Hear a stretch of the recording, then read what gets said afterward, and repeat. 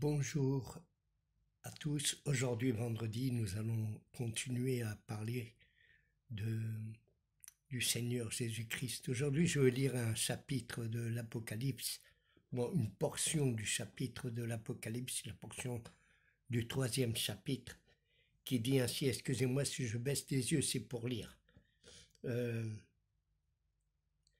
Voici ce que dit l'Amen, le témoin fidèle et véritable, le principe de la création de Dieu.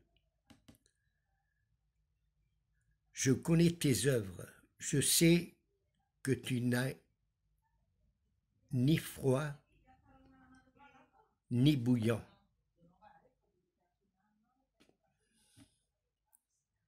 Puisses-tu être froid ou bouillant.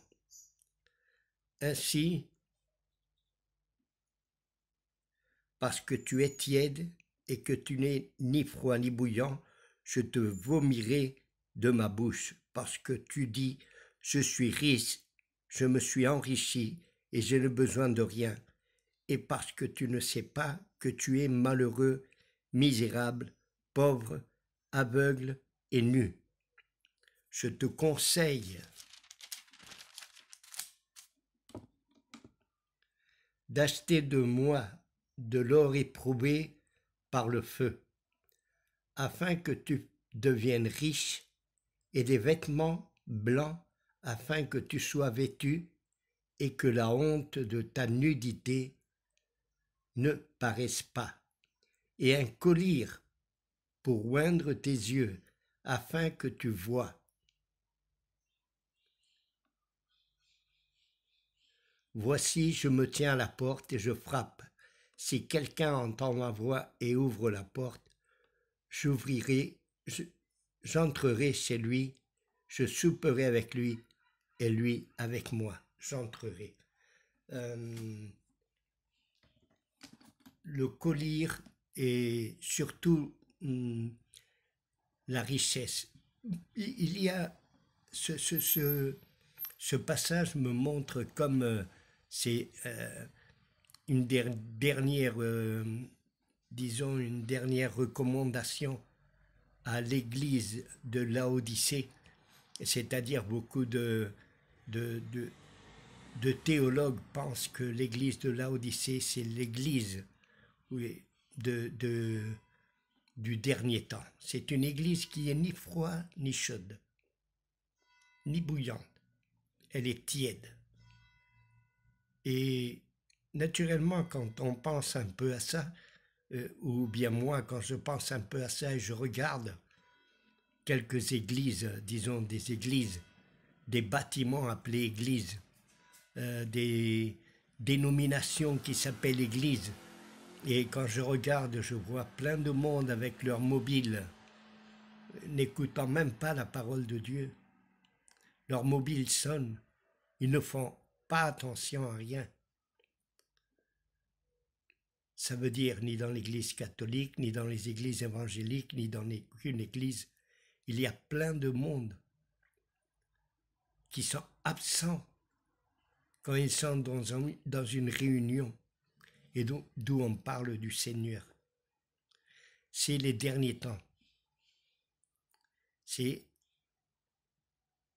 réellement les derniers temps. Nous sommes en train de voir beaucoup de guerres, beaucoup de tremblements de terre, le changement climatique. Du coup, il pleut beaucoup, il fait froid, il neige, de la grêle s'abat sur les champs. Tous les prix ont augmenté. Tout se déchaîne à nos côtés. Il n'y a plus d'amour, il n'y a plus de honte,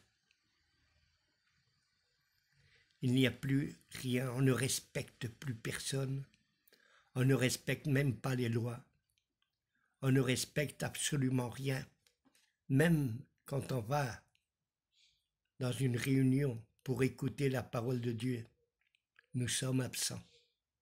Nous sommes en train de penser qu'est-ce qu'on va faire durant la journée. et on prend notre mobile et on parle avec n'importe qui, des amis, ou je ne sais pas, je ne veux pas rentrer dans beaucoup de détails, mais la vérité c'est qu'il n'y a pas beaucoup de personnes qui sont réellement présentes dans la réunion quand on parle de Dieu. Et quand on dit qu'on va parler de Dieu, la plupart des gens, même s'ils ne appartiennent pas, même s'ils sont des athées, même s'ils sont des gens du monde, n'importe qui, quand tu dis que tu vas parler de Dieu et tu vas donner témoignage de Dieu, tout le monde s'en va. Personne ne veut écouter la parole de Dieu. Par contre, nous avons plein de signaux qui annoncent le retour de notre Seigneur Jésus-Christ comme le roi des rois, Seigneur des seigneurs, et où il va réellement régner sur ce monde. Nous voyons toutes les attaques qu'il y a sur Jérusalem, sur Israël. Tout ceci est écrit. Tout est écrit, et même Jérusalem va être comme une pierre où le monde va tomber dessus. Cette pierre va frapper le monde. Cette pierre où tout le monde va essayer de l'écraser, de la rendre poussière, mais tous vont tomber à cause d'elle. Quand nous regardons tous les pays qu'il y a aux alentours d'Israël, tous veulent la guerre, tous veulent, disons, les envoyer à la mer, détruire Israël, détruire le peuple israélite, détruire les Juifs, mais pas seulement tous les pays des alentours, qu'on peut dire que c'est des pays arabes, mais le monde entier est en train d'essayer de qu'il y ait encore de la haine contre le peuple de Dieu, contre Israël. Et il ne va pas avoir seulement de la guerre contre Israël, mais il va avoir la guerre contre les croyants, ceux qui croient. C'est pour ça que le Seigneur nous dit qu'il faut faire attention. On ne doit pas se dire on est riche. On est riche en quoi? En religion, en études. On est riche en rien. Le Seigneur nous dit d'acheter de l'or éprouvé par lui. Il nous dit aussi d'acheter du collyre parce qu'on ne voit pas plus loin que notre nez. On ne voit pas ce qui est en train d'arriver dans ce monde. On ne veut pas voir ce qui est en train d'arriver. Pourquoi? Parce que les gens, les personnes, sont en train de nier la parole de Dieu, sont en train de nier la Bible. Par contre, tout ce qui est écrit dans la Bible est en train de passer en ce même moment.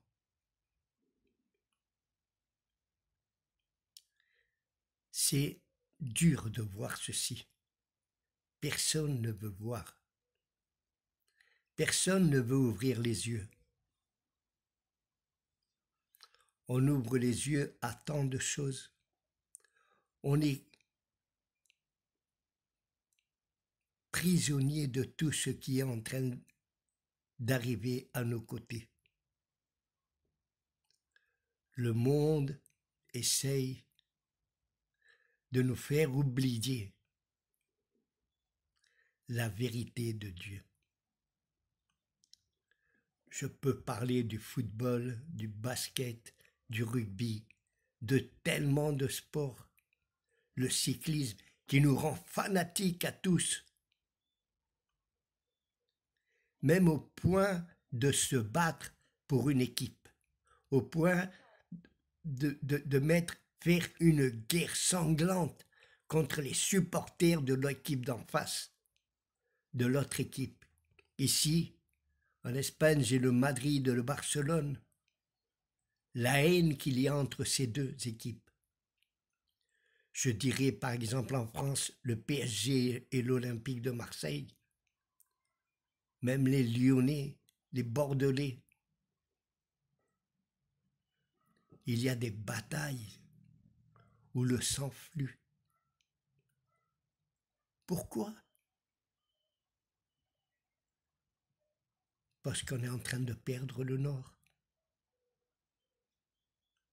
On est en train de nous aveugler. On ne veut pas voir. Il y a un proverbe qui dit qu'il n'y a pire aveugle que celui qui ne veut pas voir.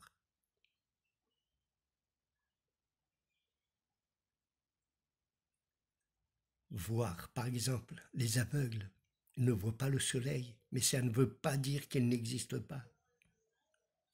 L'électricité, on ne peut pas la voir, mais quand tu appuies sur la touche, boum, la lumière jaillit. Le vent, tu ne le vois pas, mais tu le ressens sur toi. On peut savoir qu'il vient du nord, qu'il vient du sud, mais tu ne le vois pas avec tes yeux. Tu vois les effets du vent, comme les effets de l'électricité, comme les effets du soleil, un aveugle, parce qu'il aura chaud. La température va monter. L'aveugle ne veut pas voir les nuages. Il ne peut pas les voir. C'est pas qu'il ne veut pas, c'est qu'il ne peut pas les voir. Mais les effets sont là. Mais moi, si je ne suis pas aveugle et je nie l'existence du soleil, l'existence de la lune, l'existence de tellement de choses qu'il y a dans ce monde, si je le nie, je serai appelé pire qu'un aveugle. Je suis pire qu'un aveugle parce que je nie les évidences. Je ne veux pas voir. Je ne veux pas regarder. Je préfère nier. Le monde préfère nier, même s'il voit tous les effets de tout ce qui est en train d'arriver par la parole de Dieu. La Bible a toujours dit la vérité. La Bible a toujours parlé des derniers temps. Nous avons dans l'Ancien Testament les paroles de Daniel, de Zacharie, d'Ésaïe, de Jérémie, tellement d'autres prophètes qui ont parlé des derniers temps, surtout Daniel. Nous avons aussi les évangiles quand Jésus parle des derniers temps, des derniers jours, l'Apocalypse. Et ne croyez pas que tout ceci est, disons, casualité. Non. Même les cinéastes sont en train de faire des films sur les derniers temps.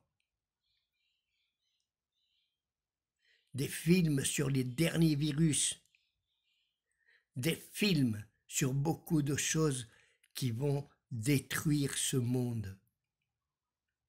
Il y a beaucoup de films qui parlent de ça. Beaucoup de cinéastes parlent de ça. Et ils ne sont pas croyants,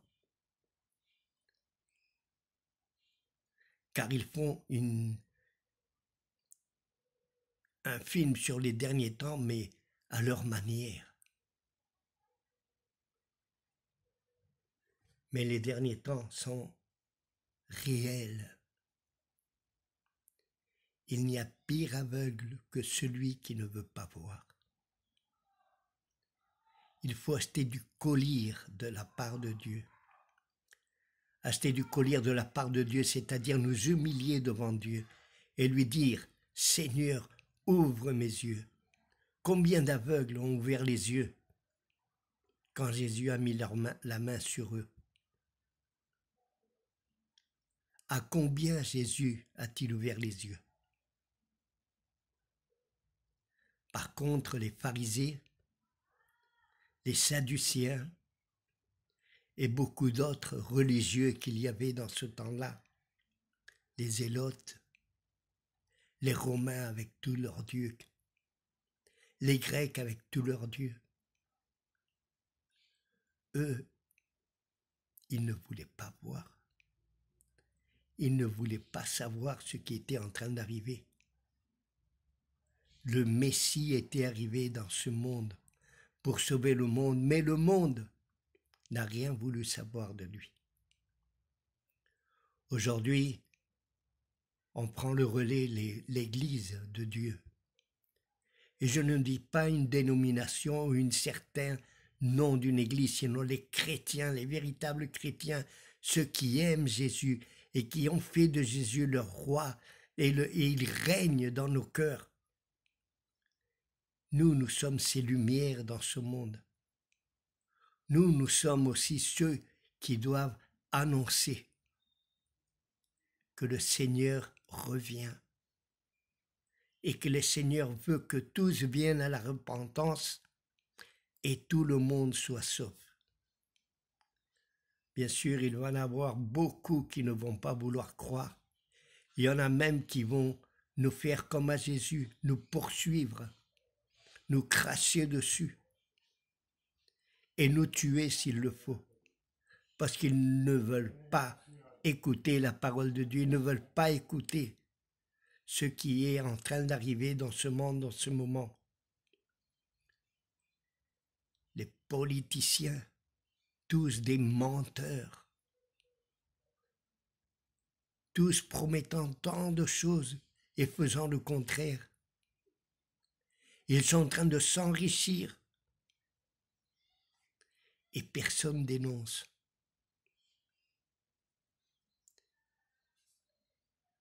Et par contre, si les chrétiens disent la vérité et ils parlent la vérité, on ne veut pas les entendre, on les dénonce. On les dénonce comme des fous, comme des faux jetons, comme des fanatiques. Mais la vérité, c'est celle-ci. Il n'y a pire aveugle que celui qui ne veut pas voir. Le Seigneur nous dit d'acheter du collier pour ouvrir nos yeux, voir la grandeur de Dieu, voir la sagesse de Dieu, voir toutes les œuvres de Dieu. Et surtout, le voir à lui et revenir à lui. Nous devons le glorifier, l'honorer, l'adorer.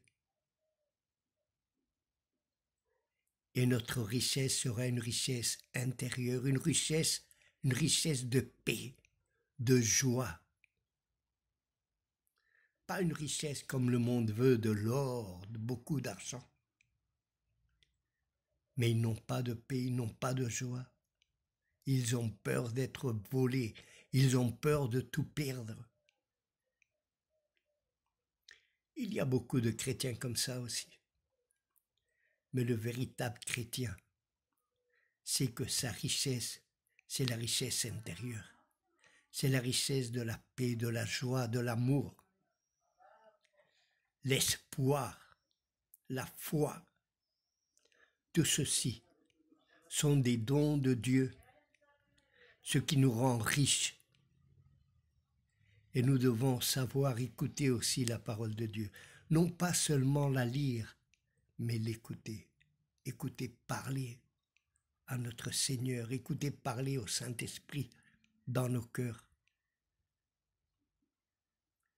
Et nous allons pouvoir entendre la voix de Dieu frapper à la porte de notre cœur. Et on devra lui ouvrir la porte et le laisser rentrer pour qu'il puisse dîner avec nous et nous avec lui. Le Seigneur veut que tu ouvres tes yeux.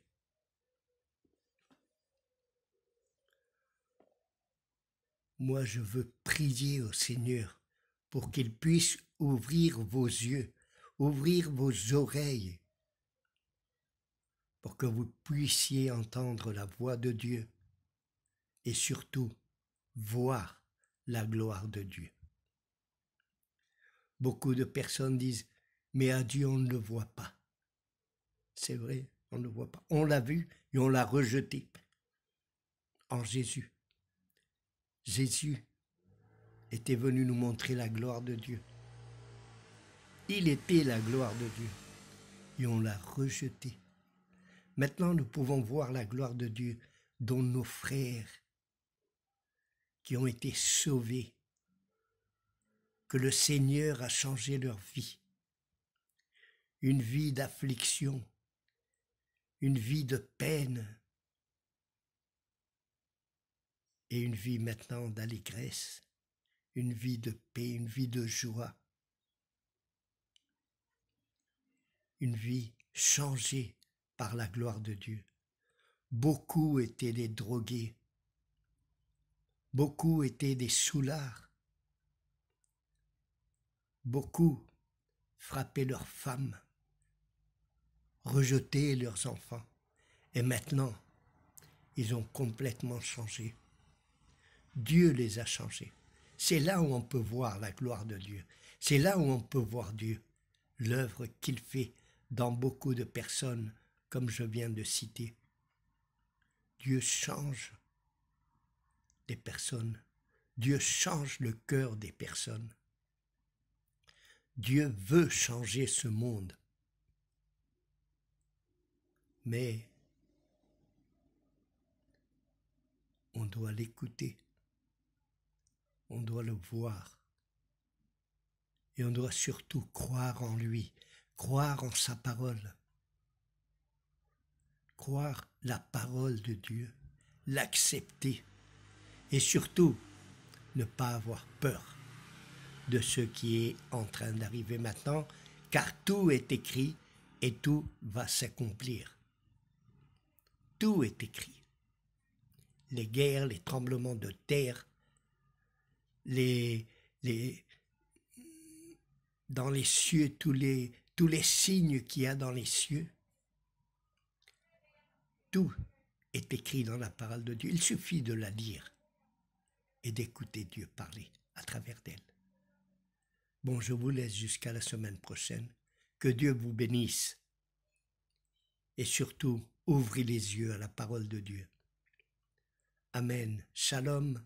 Maranatha.